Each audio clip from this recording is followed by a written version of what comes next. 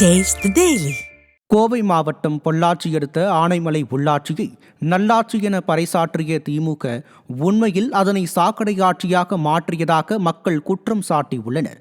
அடிப்படை வசதியான கழிவுநீர் கால்வாய் பராமரிப்பு இன்றியும் தெருக்கள் ஆக்கிரமிப்பிலும் உள்ளதால் ஆனைமலை மக்கள் அவதியடைந்து வருகின்றனர். இதனிடையே தனது தொகுதிக்கு தேவையான நிதியை ஒதுக்கவில்லை என்றும் திமுக எம்பி தங்கள் தொகுதிக்கு வருகை புரிவதில்லை என்றும் சொந்த கட்சி கவுன்சிலரே சாலையில் அமர்ந்து போராட்டத்தில் ஈடுபட்டார்.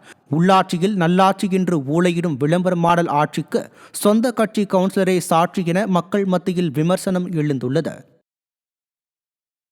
தென்காசி மாவட்டத்தில் உள்ள 4 அரசு மருத்துவமனைகளில் நோயாளிகளுக்கு வழங்கப்படும் உணவிற்காக கீரை வாங்கியதில் பெருமளவு ஊழல் நடந்துள்ளதாக குற்றச்சாட்டு எழுந்துள்ளது.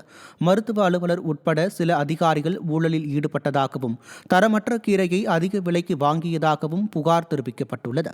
இந்த ஊழல் குறித்து விசாரணை நடத்தி ஒரு பெண் அதிகாரி உட்பட சிலர் பணியிடை நீக்கம் செய்யப்பட்ட சம்பவம் மக்களிடையே அதிர்ச்சியை ஏற்படுத்தியுள்ளது. மக்கள் நலனில் அக்கறை இல்லாத விடியா அரசு நோயாளிகளின் உயிரோடு விளையாடுவதை நிறுத்த வேண்டும் என பொதுமக்கள் சிலர் கண்டனம் தெரிவித்துள்ளனர்.